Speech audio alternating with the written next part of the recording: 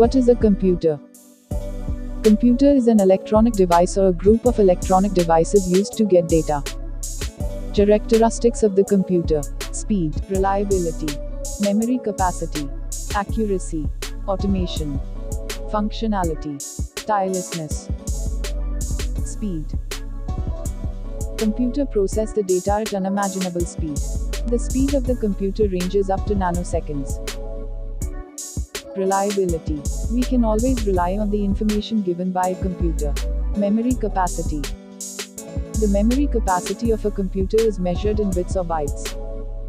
Accuracy. Accuracy of the computer is very high. It performs calculations with greater accuracy in less time. Automation. A computer allows automation for any process designed in the form of a program. A program can be executed any number of times to repeat the process. Functionality. Computers can perform many kinds of jobs. They not process the data but also can be used for playing music, movies and printing jobs.